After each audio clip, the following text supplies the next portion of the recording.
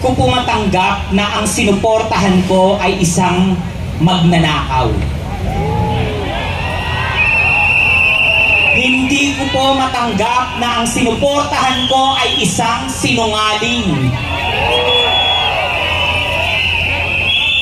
Hindi ko po matanggap na ang sinuportahan ko ay isang adik. Isa pa sa pinakayut na nilalang ay si Tambaloslos. Nanaba na lang ng nanaba sa pagnanakaw.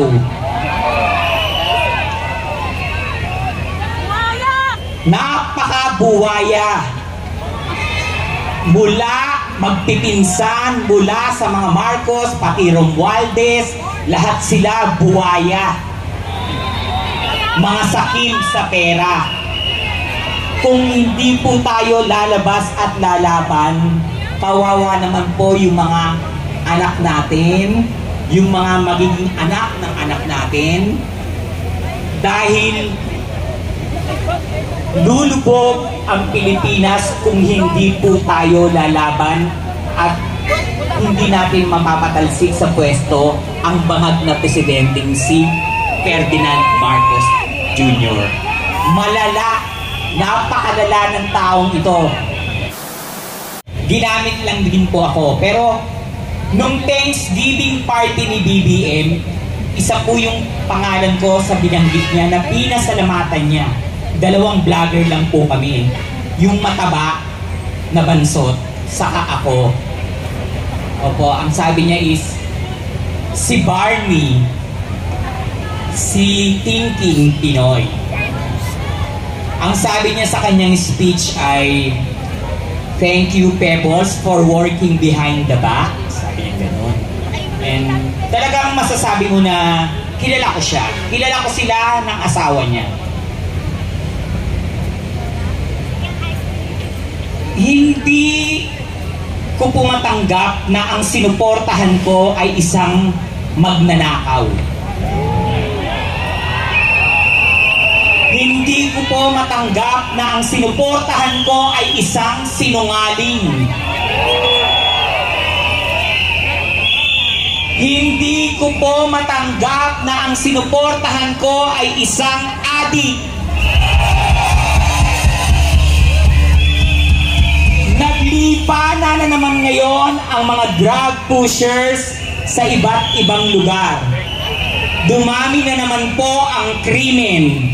Mga batang nawawala, mga babaeng ginagahasa dahil sa nagsulputan na naman ang mga drug addicts.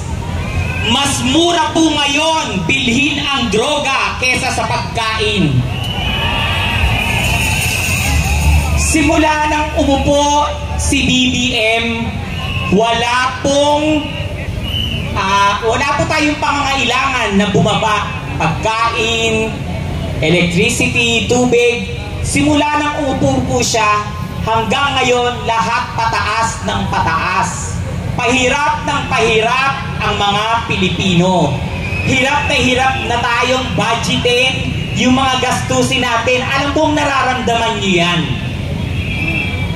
Sa tuwing ako po ay nasa ibang lugar, kapag ako po ay sumasakay ng angkas, Grab, tinatanong ko po yung mga drivers kung kumusta naman po sila. Kumusta naman po ang buhay? Okay lang po ba yung kinikita nyo? Lahat po sila, ang sinasagot sa akin ay hindi. Hirap na hirap po sila, lalo na yung pagtaas ng gasolina. Pero yung pamilyang adik ay ang saya-sayang nagpa-party sa palasyo gamit ang pera ng taong bayan. Isa pa sa pinaka na nilalang ay si Tambaloslos. Nanaba na lang ng nanaba sa pagnanakaw.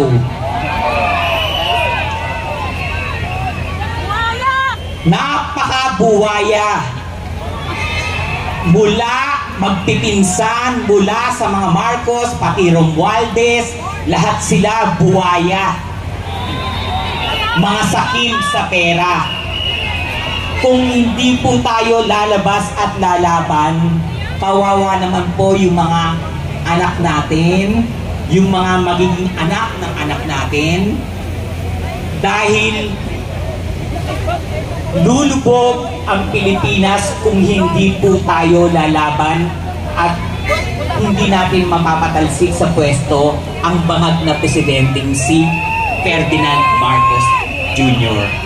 Malala, napakalala ng taong ito. Maraming salamat po sa inyong lahat. Ang akala kasi nila sa atin, mga tanga tayo sa mga sa tuwing nagpo-post po ako sa Facebook ko, lalo na kapag si Tambalos-los yung pinopost ko, sinusugod po ako ng mga trolls. Dapat tinignan nyo yung mga trolls naka-lock profile at walang following. Susugod po sa ibig sabihin, may binabayaran silang trolls. Tol, pwede sa? Meron silang binabayaran mga trolls. Ngayon, yung binabayad nila sa mga trolls, galing pa rin sa pera ng taong bayan. Ganyan sila katuso. Tuso yan. It runs in their blood. Di mo pera yan! Hindi mo pera yan! Di mo pera yan! Di mo pera yan! Di mo pera yan! Di mo pera yan! Di mo pera yan! Di mo pera yan! Mga mukha silang pera. Hindi po gagastos yan ng sarili nilang pera. Kilala ko sila. Hindi gagastos yan ng sarili nilang pera. At noon pa man, election pa lang, may trolls na yan. May trolls na sila. Kaya ako po ay nananawagan sa mga nanonood din po sa live na lumabas na po kayong lahat. Lumabas na po kayong lahat at makisama po kayong lahat sa amin para patalsikin ang adiktador. Lumaban po tayo para sa bayan. Lumaban po tayo para sa kinabukasan ng ating mga anak. Lumabas na po tayong lahat. Hindi lang nila yan gagawin sa KOJC. Gagawin din nila yan sa iba. Marcos resign! Marcos resign! Marcos resign! Marcos resign! Marcos resign! Marcos resign!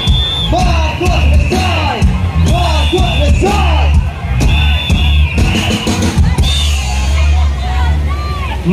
Maraming salamat po sa inyong lahat at sana po ay huwag kayong tumigil at huwag po tayong mapagod sa paglaban sa ating karapatan.